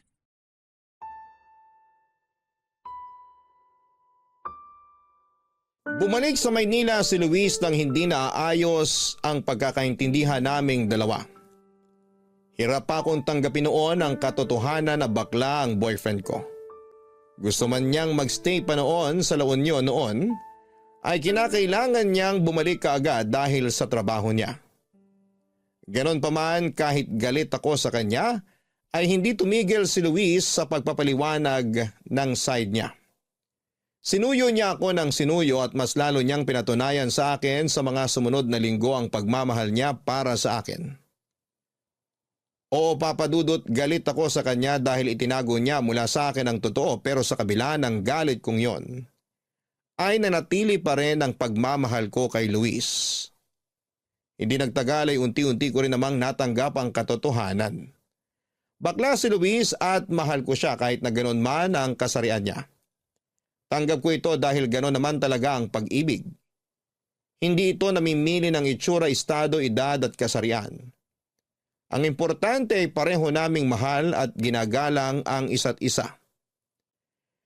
Nagpatuloy ang relasyon naming dalawa ni Luis. Pagsapit ng 4th anniversary namin ay kinailangan na noon nilang mag-migrate sa Canada kasama ang kapatid nito. Bago siya umalis ay nagpakasal kaming dalawa at nangako siya sa akin na pagdating ng panahon ay kukunin din niya ako sa Canada. Papa Dudut, ibang LDR na pareho kayong nasa Pinas kesa sa LDR na nasa magkaiba kayong bansa. Mas mahirap ito kesa sa naunang pagsasama namin, pero kahit na ganoon, ay siniguro ni Luis na never magkakaroon ng puwang sa isipan ko ang pag-aalala at pag-overthink. Once every other year ay ginagawa ni Luis ang lahat para makauwi sa Pinas para bisitahin ako hanggang sa nagkaroon kami ng isang anak. Ngayong taong ito ay nakatakda na rin kaming umalis ng Pinas para tumira sa Canada kasama ang asawa ko, Papa Dudut. Ito ang kwento namin ni Luis. Sana'y napakilig namin ang inyong Valentines. Maraming salamat po, Papa Dudut, ang inyong forever kapuso at kabarangay. Shona. Mga kabarangay, tandaan na ang tunay na pagmamahal ay walang pinipiling kasarian. Maging bukas sana tayo sa pagkakaroon ng malayang pag-ibig at naway tanggapin natin ang lahat ng uri nito. Sapagkat sa huli, Dear Papa Dudut, sa mundong mapanghusga ay hindi na talaga may iwasang pagtaasan ng kilay ng mga tao ang dalawang nagmamahalan na mayroong malaking age gap. Ganyan ang sinapit ko noong napamahal ako sa isang binatang 10 taon ang agwat mula sa akin. 35 years old na ako ngayon, samantalang 25 years old naman ang boyfriend ko. Tawagin na lamang akong Marie, samantalang Hari na lang ang itawag ninyo sa boyfriend ko. Isa po akong masahista sa Morato na mayroong madilim na nakaraan. Lumaki ako sa isang pamilyang walang magulang. Tanging ang lola ko lang ang nag-alaga sa aming magkakapatid noong kami musmos pa lamang. Aminado naman po ako noong kabataan ko ay talagang walang direksyon ang buhay ko. Dahil walang magulang na gumabay sa akin. Napunta ako sa mga maling tao. Nagkaroon ako ng mga kaibigang walang ibang ginawa kung hindi ang sirain ang buhay nila. Hindi po ako nakapagtapos ng pag-aaral dahil mas pinili ko ang barkada ko noon kesa sa edukasyon. Dahil sa barkada ay natuto akong magbisyo. Nalulong ako sa ipinagbabawal na gamot at ilang beses na rin po akong hinuli ng mga pulis dahil sa panggugulo. Pero nagbago ang lahat noong namatay ang lola ko. Naiwan sa akin ang responsibilidad na alagaan ang mga nakababata ko pang kapatid. Sa edad na 22 ay naging taga-silbi ako sa karinderya. Naging waitress ako sa bar, naging kasambahay at naranasan ko ring maging ticket seller sa isang terminal ng bus. Lahat ng iyon ay ginawa ko para sa mga kapatid ko. Hanggang sa isang kaibigan na nagpasok sa akin sa isang massage parlor. Inaral kong maging massage therapist. At simula noon ay doon na po ako nagtrabaho hanggang sa kasalukuyan. Doon ko na rin po nakilala si Harry.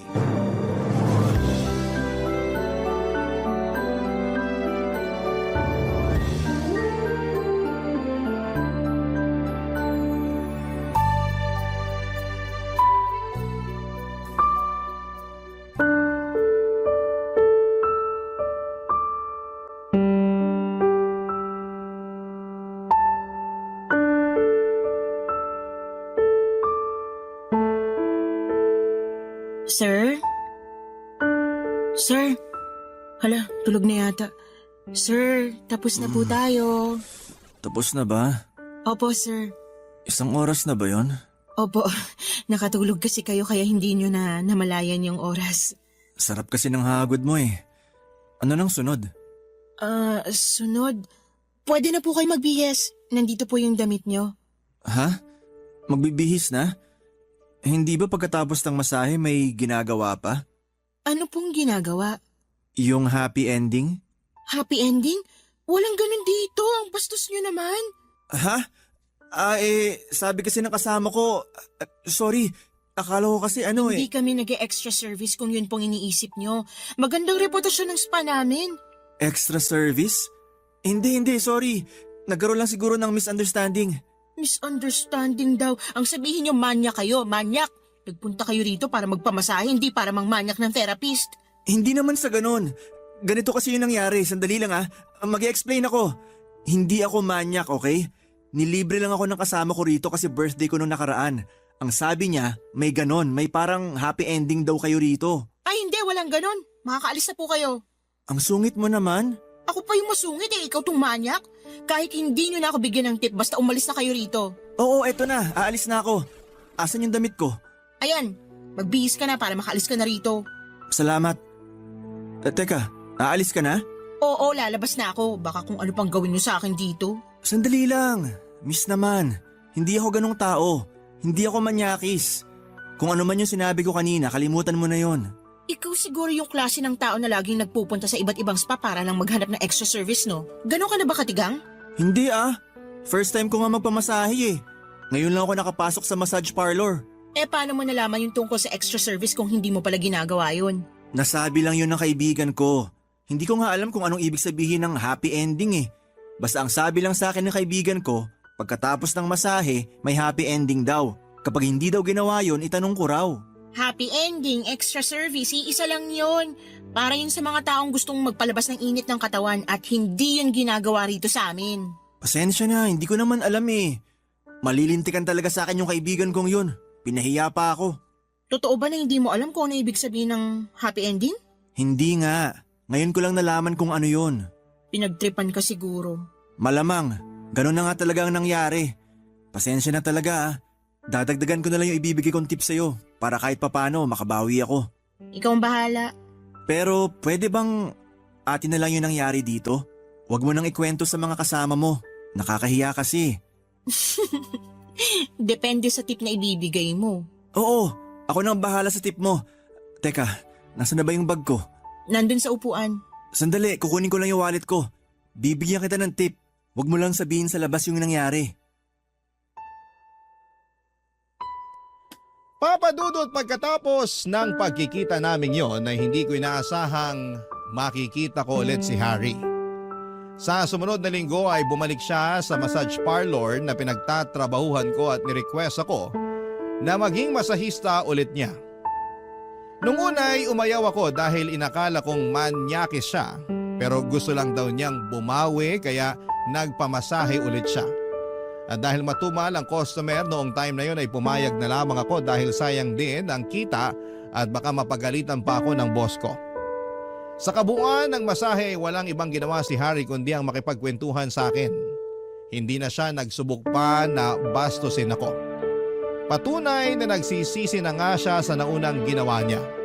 Pinatawad ko naman siya noong panahong yon, Papa Dudut, dahil kahit papaano ay nakilala ko siya ng kaunti noong nagkwento na ito tungkol sa buhay niya. Nagtatrabaho raw siya sa komisari ng isang meat shop.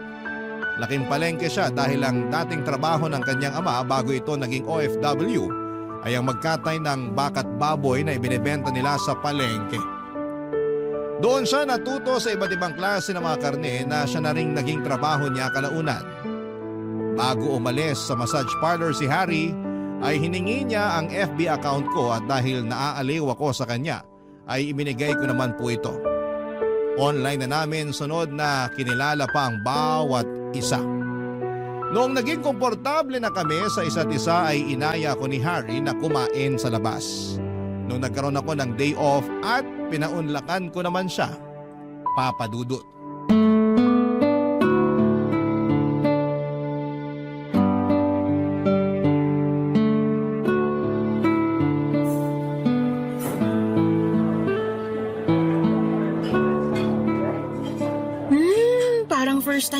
yatang makatikim ng pagkain sa lugar na to ah. Talaga ba? Oo, karaniwan kapag kumakain ako rito sa mall, yung mga kilalang fast food na yung pinupuntahan ko. Mabuti na lang pala dito tayo napunta. At least may matitikman kang bago. Wala naman tayong choice eh. Nagpunta tayo rito kung kailan maraming tao sa mall. Punuan tuloy yung mga kainan. Maiba tayo. Ilang taon ka na palang masahista? Nasa 7 taon na rin siguro. Matagal na rin pala. Yun talagang inaral mo? Hindi. Hindi ako nakapagtapos sa college. Bakit naman? Mahabang kwento. Sabihin na lang natin na suwail ako nung kabataan ko kaya hindi naging magandang takbo ng buhay ko nun. Pero ngayon, Syempre hindi na. Nagbago na ako simula nung namatay yung lola ko. No choice naman ako eh. Ako yung pinakamatanda sa aming magkakapatid kaya ako yung naghanap buhay. Hindi ko rin naman matiis yung mga kapatid ko na kumakalamang sikmura kaya ako yung gumawa ng paraan para mapakain sila. ilan ba kayong magkakapatid? 3. Wala rin silang tinapos pero may kanya-kanyang trabaho at buhay na yung mga yun ngayon. Paano ka naman napasok sa pagiging masahista? May kaibigan akong tumulong sa akin. Nag-training ako tapos nung nakapasa, kinuha nila akong massage therapist. Ganun pala. Ikaw naman, anong kwento ng buhay mo? Ako naman yung tatay ko, OFW sa Saudi. Tapos yung nanay ko naman, tindera. May isa akong kapatid. Katulad mo, parang ako na rin yung naging father figure sa kapatid kong yon. Kasi simula nung pinanganak siya, hindi na niya naranasang magkaroon ng ama sa tabi niya. Gawa nga na nasa abroad ang tatay namin. Siguro sobrang close nyo ng magkapatid kasi dadalawa lang kayo eh. Kung mas may higit pa sa sobra, ganun ang pagsasama namin ng kapatid ko. Mabuti ka pa. Kami ng mga kapatid ko, parang hindi kami galing sa iisang matris eh. Bakit naman? Hindi ba kayo magkakasundo? Magkakasundo naman kami pero hindi kami sanay na nagpapakita ng emosyon para sa isa't isa. Yung para bang, wala lang. Basta ba alam naming okay ang isa't isa, okay na yun. Di ko alam ang term para dun eh. Parang wala kayong intimacy? Oo, yun nga, parang ganun. Pero wala namang problema sa amin yung ganun kasi kapag may nangailangan naman sa amin, nagtutulungan pa rin naman kami.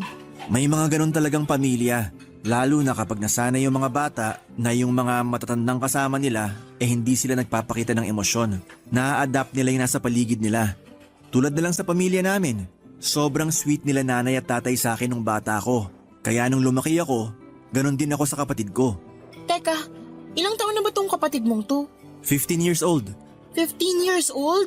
Ang layo naman yata ng agwat niyong dalawa.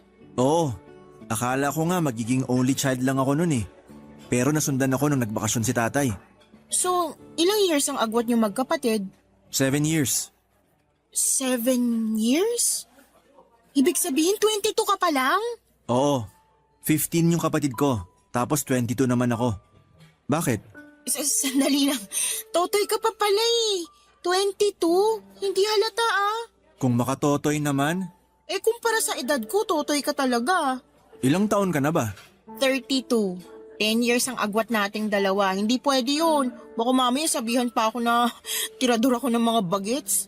Wala namang problema sa akin yun eh. Wala nga sa'yo, pero sa mata ng mga tao problema yun. Baka matawag pa akong pedophile. Hindi naman ako underage eh.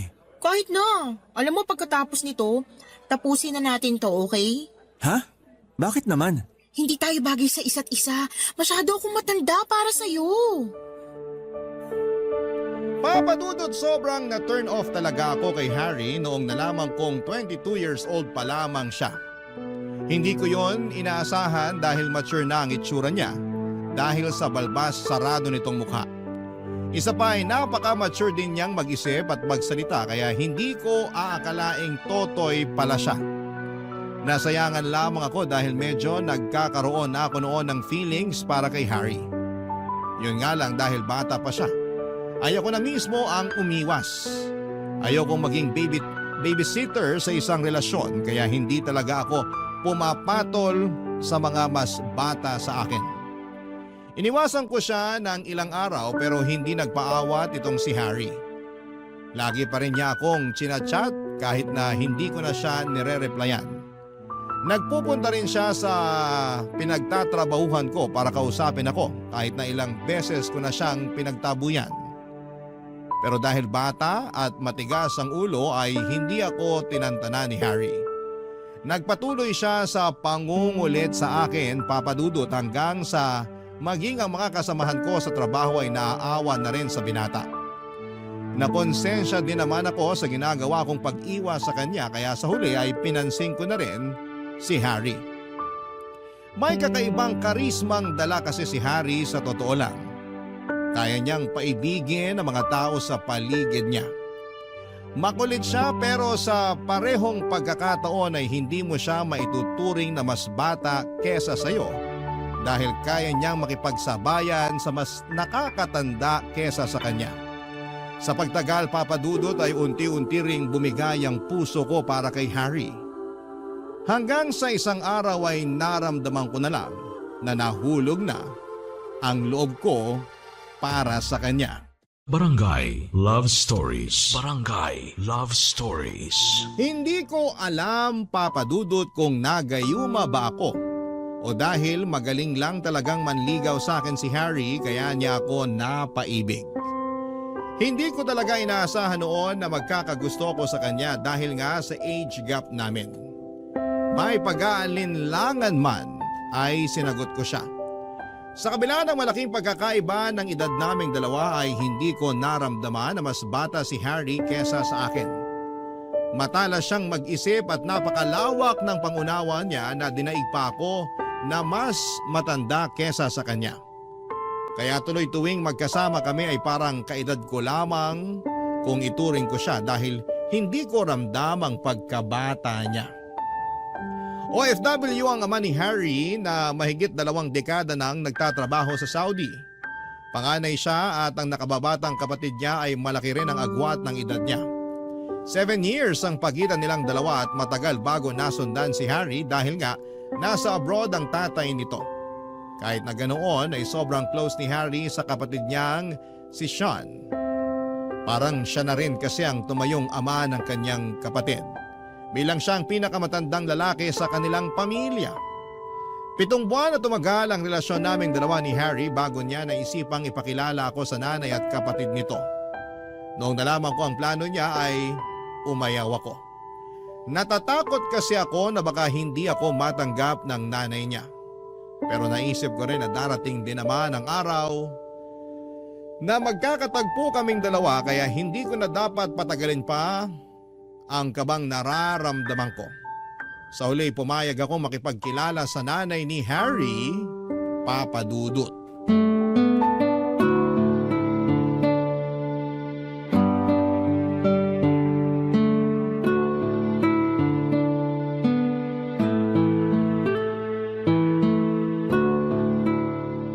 Nay, pasuyo naman ako.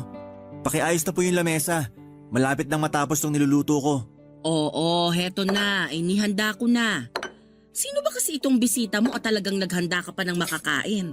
Basta, importante po tong tao na to para sa akin. Girlfriend mo ba yung darating? Nakita ko kasi nung nakaraan may ka-video call kang babae eh.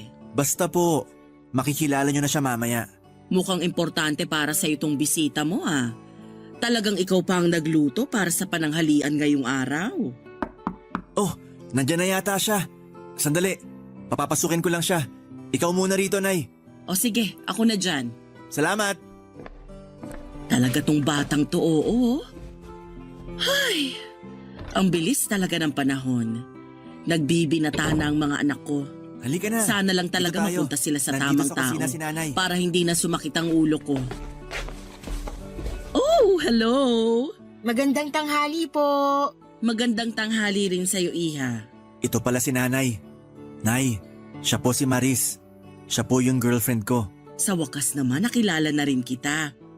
Hari, pakicheck nga to kung luto na. Mukhang pwede na yatang hanguin. Pwede na po yan. Ako na po dyan para maihanda ko na yung pagkain. O sige, Iha, maupo ka muna. Salamat po. Sayang, si Sean wala ngayon. Di mo na siya naabutan.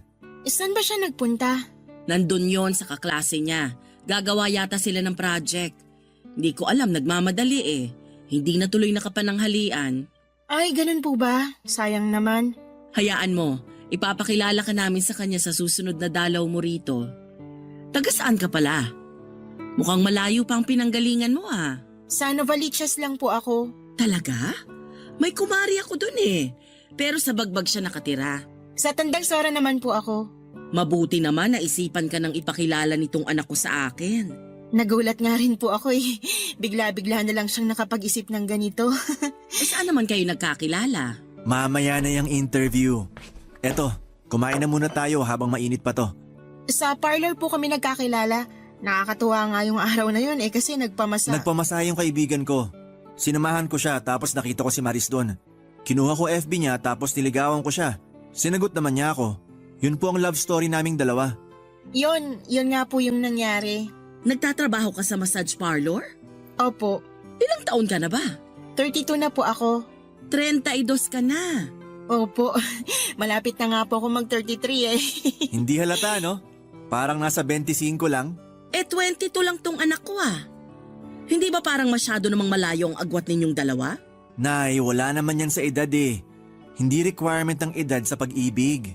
Pero hindi ba mas magandang maghanap ka ng babae na mas malapit sa edad mo? 10 taon ang tandaan ng girlfriend mo sa'yo oh. Pasensya ka na iha, pero nagulat lang ako. Okay lang po. O bakit naman si Harry ang nagustuhan mo? Nagkakaubusan na ba ng lalaking nasa 30 ang edad kaya naghanap ka ng mas bata? Nay, ano namang klaseng tanong yan? Nagtatanong lang ako. Gusto kong malaman kung bakit siya nagkagusto sa mas bata sa kanya ng 10 taon. Yun ba talaga ang trip mo, iha? Kahit wag mo nang sagutin yon, Maris. Nay, medyo nakakabastos naman yung tanong nyo. Wala namang masama sa tanong ko ah. Nagtatanong lang naman ako. Parang may gusto kasi kayong palabasin eh. Nagtatanong lang yung tao, ako pa yung masama. Kumain na nga tayo para matapos na to.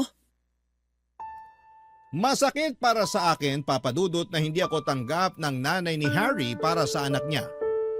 Pero inaasahan ko na rin yon, Papa Dudut. Alam kong hindi normal para sa iba na makakita ng 2 taong nagmamahalan na malayong agwat ng kanilang edad, lalo na kung yung babae ang mas matanda. Pero kahit na ganoon man ang naging reaksyon sa akin ng kanyang ina, ay hindi nagpaapekto si Harry. Nagpatuloy pa rin ang relasyon naming dalawa. Hindi naging issue sa amin kahit na ayaw sa akin ang nanay niya dahil ayon kay Harry ay nasa 8 gulang na siya at karapatan niyang pumili ng taong mamahalin niya. Isa pa ay wala na raw magagawa pa ang nanay nila tungkol doon. Dahil hindi naman daw mahilig makialam ang nanay niya sa mga personal nilang desisyon. Ang mahalaga ay naipakilala na raw niya ako sa pamilya niya. Hindi ko inaasahan na tatagal ang relasyon namin ni Harry at hindi ko rin kasi ini-expect na mas lalo pa akong mapapamahal sa kanya sa mga susunod pang buwan ng pagsasama namin. Hindi ko naman ikakaila na minsan ay nagkakaroon kami ng tampuhan ni Harry. Normal lang din naman siguro yon sa mga magkasintahan. May mga araw na nagkakaroon kami ng pagtatalo lalo na pagdating sa oras.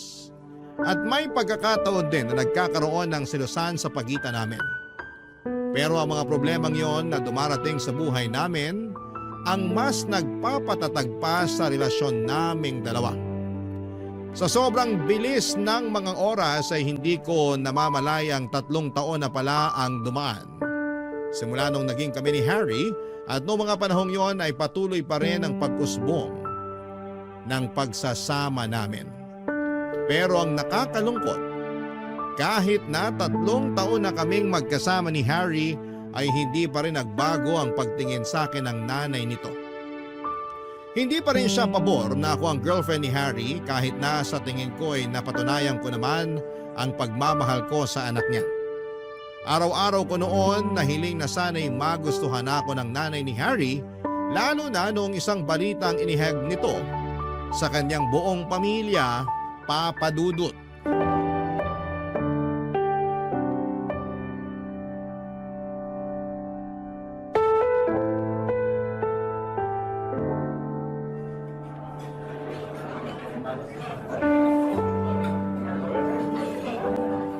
Maris, nandito ako.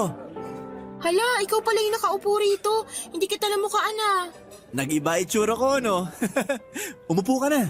Salamat. Ano, bagay ba sa akin tong bagong hairstyle ko? Oo, mas gumwapo ka. Mukha ka tuloy sundalo. Bakit mo naman naisipang magpagupit ng ganyan? Kasi special tong araw na to para sa akin. Special? Bakit naman? Mamaya ko na sasabihin kapag kompleto na tayo. May inaantay ka pa? Sino pa bang makakasama natin ngayong gabi? Inimbitahan ko rin si Nanay at Sean. Talaga? Ano ba kasing meron ngayon? Bakit mo kami dinala rito? Mukhang mahal pa naman ang pagkain dito sa restaurant na to. Sakto lang naman. Swak naman sa budget. Nag-order na pala ako ng pagkain natin para maihanda na nila ng mas maaga. Napaisip tuloy ako kung anong meron ngayon. Hindi naman natin anniversary. Wala namang may birthday sa atin, hindi rin birthday ng nanay mo. Basta, Sabihin mo na, naku-curious na ako eh. mamaya na kapag nandito na sina. Oh, nandyan na pala sila oh. Nay, nandito kami. Ang gara naman pala ng lugar na to, anak. Hindi mo sinabi. Eh di sana nagsuot ako ng mas magandang damit. Sabi ko naman sa inyo kanina na eh, ayaw nyo maniwala. Yan tuloy. Maupo na po kayo. Magandang gabi po. Ano bang okasyon, Harry, at naisip mong kumain sa ganitong klaseng lugar? Sige na nga, sasabihin ko na kung bakit. Total, tanong kayo ng tanong, sasabihin ko na. Eto, Ano yan kuya? Maris, La, kuya, bakit ka lumuluhod? alam mo kung gaano kita kamahal. Sa ilang taong pagsasama natin, napatunayan ko sa sarili ko na ikaw na talaga yung babaeng mamahalin ko hanggang sa pagtanda ko. Hari, Kaya kung pagbibigyan mo ko, gusto sana kitang pakasalan. Will you marry me? oo, syempre oo, pakakasalan kita, Hari. Magpapakasal na kayo? Anak, masyado ka naman yatang nagmamadali. Pag-isipan mo muna to ng maigi. Nay, ilang buwan ko na tong pinaghahandaan. Alam ko sa sarili ko na ito ang gusto ko. Gusto ko nang mapangasawa si Maris. Ang bilis naman yata kuya. Oo nga, ilang taon pa lang naman kayong magkasama eh. Marami pang pwedeng mangyari. Marami pa nga. At sabay naming haharapin ang mga pangyayaring yon bilang mag-asawa. Masyado ka pang bata para magpakasal. 25 na po ako. Sa tingin ko nasa sapat na edad na ako para magpakasal. Alam ko po na marami po kayong pagdududa sa relasyon namin ni Hari, pero makakasiguro po kayong hindi malitong gagawin namin. Mahal po namin ni Hari ang isa't isa. Kahit anong sabihin ninyo, para sa akin, masyado pa rin tong mabilis. Handa na ba kayo sa mga responsibilidad ng mag-asawa? Baka naman masyado lang kayong na-excite. Kung ako ang tatanungin dito, hindi ako pabor. Nay, suportahan niyo na lang po kami. Hindi, aalis na ako. Nay, sandali lang! Sorry kuya, pero agree ako kay nanay ngayon. Masyado pang maaga. Pati ba naman ikaw, Sean? Maiwan ko na muna kayo ha. Habulin ko lang si nanay. Wala siyang kasama pa uwi eh. Yun na nga po ang nangyari, Papa Dudut. Hiningi ni Harry ang mga kamay ko sa harapan mismo ng kanyang nanay at kapatid. Maging ako ay nagulat dahil hindi ko inaasahan na gusto na pala akong pakasalan ni Harry noong mga panahong yon. Hindi man maganda ang naging reaksyon ng nanay ni Harry sa ginawa nitong pag-propose sa akin, ay iba yung saya pa rin ang naramdaman ko. Sa katunayan ay kinilig pa nga ako dahil sa imagination ko lang naisip ang mga bagay na yon. Pero noong time na yon ay ako na mismo ang naka-experience ng sarili kong marriage proposal. Sa mga sumunod na buwan ay sinimulan naming pagplanuhan ni Harry ang pag-iisang dibdib namin. Simple lang naman ang magaganap na kasal, pero kahit gaano pa kasimple, ang kasal ay medyo magastos pa rin po ito. Kaya naman nag-offer na akong tumulong sa mga gastusin kahit na si Harry na ang umako nito sa tulong ng kanyang tatay na OFW na sa kasamaang palad ay hindi makaka-attend sa kasal namin. Una naming binuo kung sino-sino ang dadalo sa kasal. Dahil hindi naman ito magarbo ay mga espesyal na kaibigan lang ang imbitado. Naisip din namin na sa bahay na lang nila Harry gawin ang reception. Pagdating naman sa isusuot kong wedding dress ay matagal ko nang pinag-ipunan ang bagay na yon. Kaya naman ako na ang gumastos para doon. Sa kalagitnaan ng pagpaplano namin ng kasal ni Harry ay nagulat ako sa biglang pagbabago ng ugali ng nanay nito. Kung noon ay ayaw niya akong pansinin at kausapin, noong malapit ng kasal ay bigla na lamang naging malambot ang puso nito para sa akin, na siya namang ikinagulat ko ng mga panahong yon, Papa Dudut. Barangay Love Stories. Barangay Love Stories.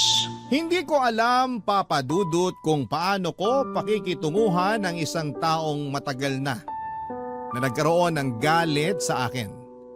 Simula nung naging kami ni Harry ay walang ibang ipinakita sa akin ng nanay niya kundi ang pangbabastos at pagpapamukha sa akin na hindi kami bagay ng anak niya.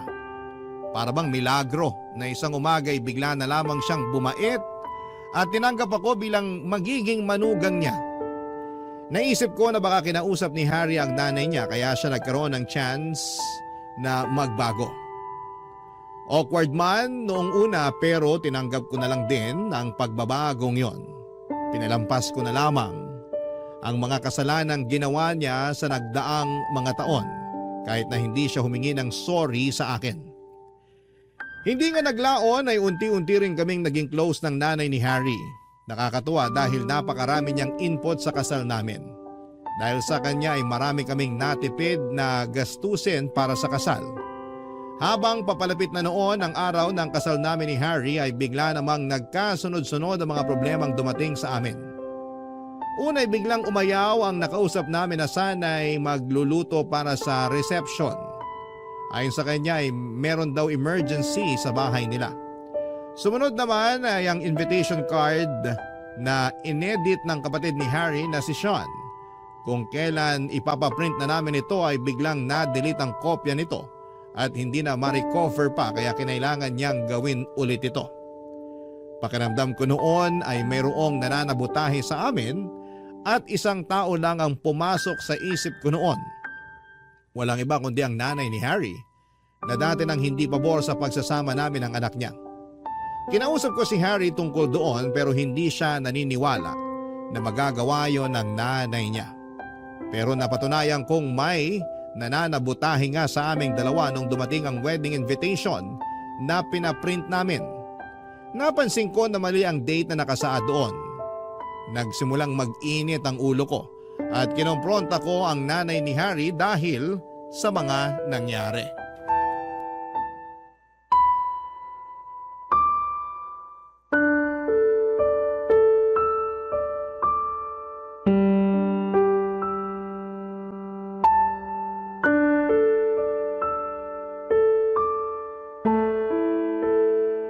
Harry!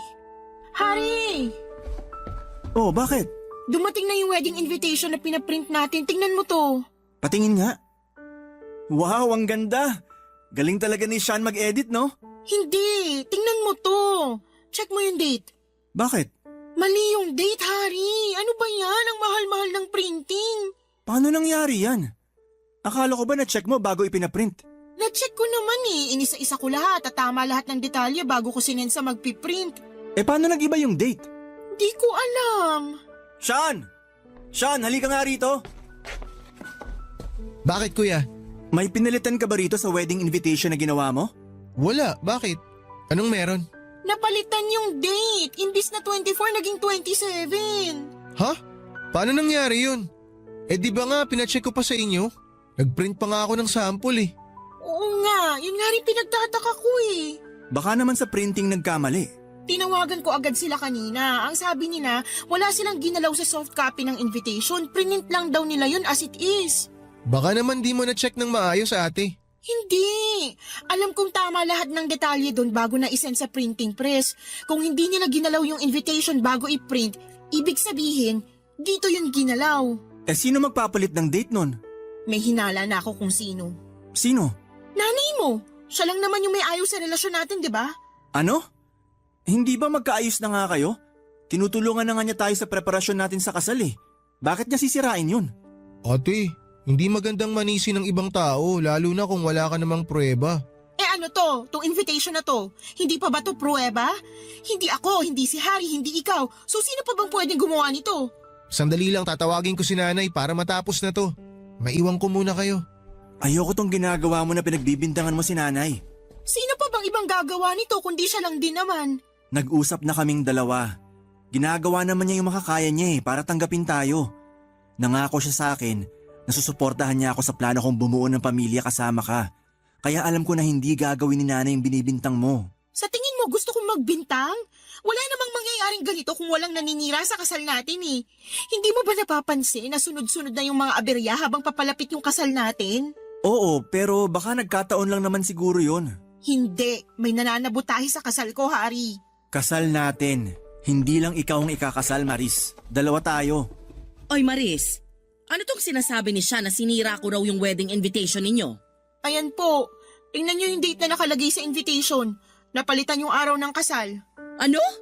Bakit napalitan? Ikaw din daw nagpalit niyan, Nay, sabi ni Ate Maris. Bakit ko naman papalitan yung date? Eh wala nga akong kaalam-alam kung paano gumamit ng computer eh. Paano ko mapapalitan yan? Eh sino namang gagawa nito? Sino bang may ayaw na ikasal kami ni Hari? Hindi ko alam. Basta sigurado ako na hindi ko magagawa yan. Alam nyo, invitation lang yan. Magagawan pa natin yan ng paraan. Paano? Ubus na yung budget natin. Ako nang bahalang didiskarte. Amin na yan. Sean, kunin mo lahat ng invitation. Aayusin natin. Sige po, kuya.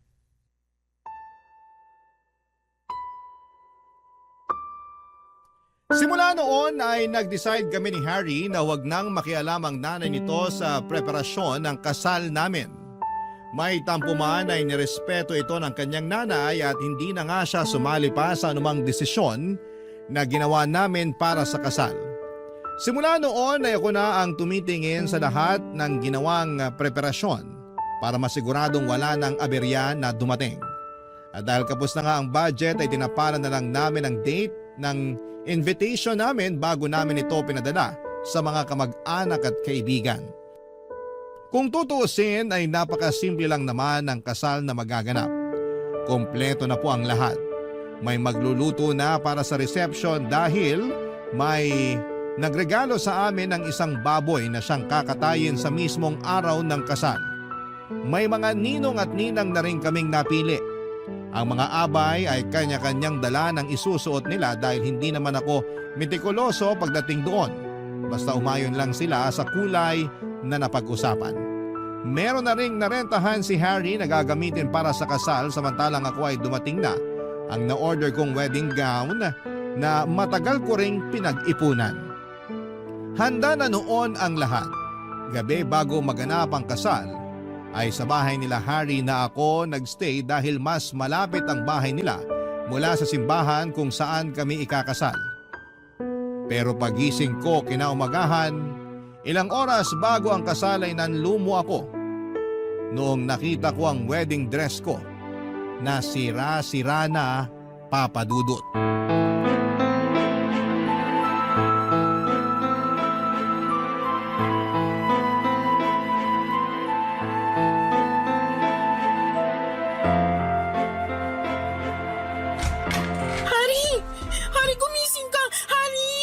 Bakit? May papakita ko sa'yo. Hindi ba bawal magkitang groom at bride bago ang kasal? Pamahiin yun. Wala akong pakialam sa pamahiin na yan. Tingnan mo tong dress ko. Bakit? Anong nangyari sa dress mo? May sumira sa dress ko, Hari. Patingin nga. May gumupit sa damit ko. Ngayon, sabihin mo sa akin na walang nananabo tayo sa kasal natin. Sino namang gagawa nito kung kailan ikakasal na tayo mamaya? May isang tao lang sa isip ko na pwedeng gumawa nito. Teka, saan ka pupunta? Antayin mo ako!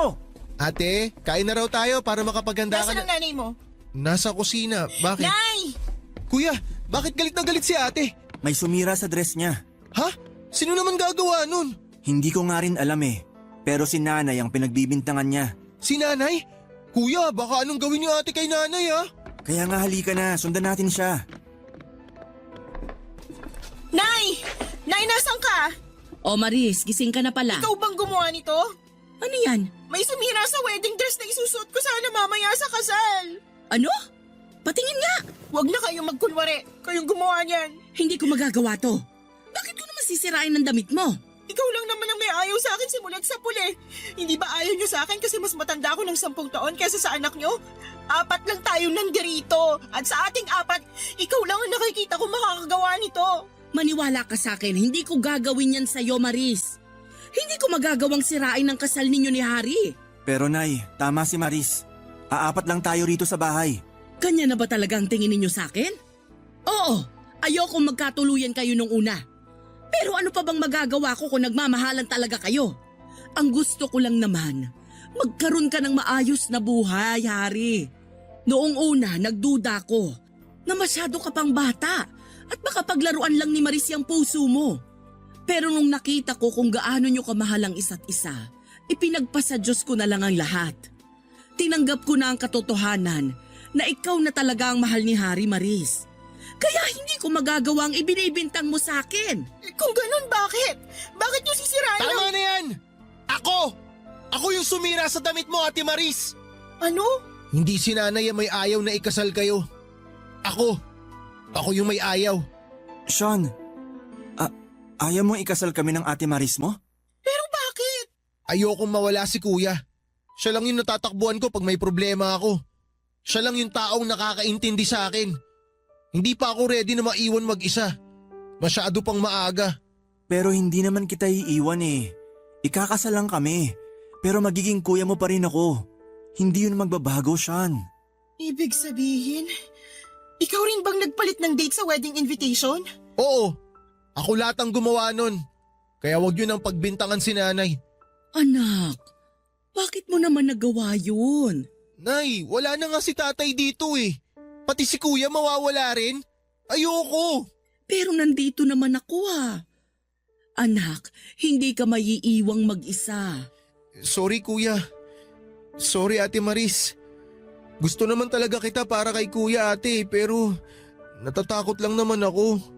Natakot ako na mawalan ulit ng kakampi dito sa bahay. Oo, nandyan nga si nanay pero iba pa rin kasi yung may kasama akong lalaki na mas makakaintindi sa mga pinagdadaanan ko eh. Kaya pasensya na talaga kayo. Sean, sandali lang. Huwag ka munang umalis. Sundan mo na siya, Hari. Kailangan ka ng kapatid mo ngayon. O sige.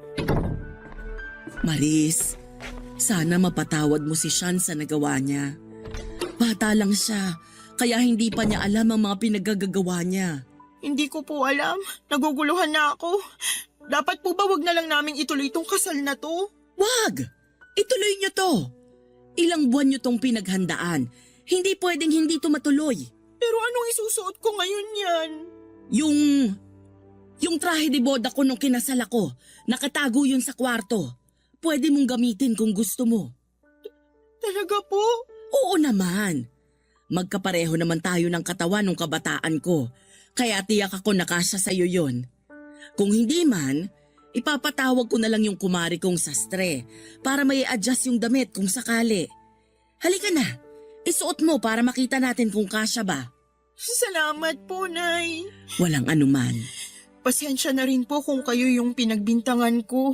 Huwag mo nang isipin yun. May mas malaki pa tayong problema dyan na kailangang ayusin bago ang kasal ninyo. Halika na, samahan mo ako sa kwarto. Maayos naman naming naidaos ang kasal, Papa Dudut. Medyo luma man ang trahe de boda ng nanay ni Harry na ginamit ko noong kasal ay masaya pa rin ako na naging successful ang pag-iisang dibdib namin. Sa katunayan ay mas naging meaningful pa nga ito dahil ibig sabihin lang noon ay talagang tanggap na nga ako ng biyenan ko bilang parte ng kanilang pamilya sa pamamagitan ng pagpapahiram niya sa akin ng kanyang wedding dress. Patuloy noon ang paghingi ng tawad ni Sean sa amin dahil sa ginawa niya. Ganon din na humingi rin ako ng kapatawaran sa nanay ni Harry dahil pinagdudahan ko ang kabutihang loob na ibinigay niya sa amin. Pinagsisihan ko rin na siya ang sinisisi ko na nanabutahe sa kasal namin. Nagkapatawaran kaming lahat at sa mga sumunod na buwan ay naging maayos na ang relasyon ko sa pamilya ni Harry. Nangako rin naman si Harry kay Sean na kahit bubukod na kami para makabuo ng sariling pamilya ay hindi naman niya tuluyang tatalikuran ng kapatid niya. Patuloy pa rin niya itong sosuportahan kahit na hindi na sila nakatira sa iisang bahay. Papadudod sa ngayon ay may isa na kaming anak ni Harry at mukhang masusundan na ulit ito ng pangalawa. Ang tanging hangad na lang naming mag-asawa ay maging payapa ang pamilya namin sa mga susunod pang taon. Ito po ang kwento ko at sana po ay nagustuhan ninyo ang ibinahagi ko sa inyo, ang inyong forever kapuso at kabarangay Maris.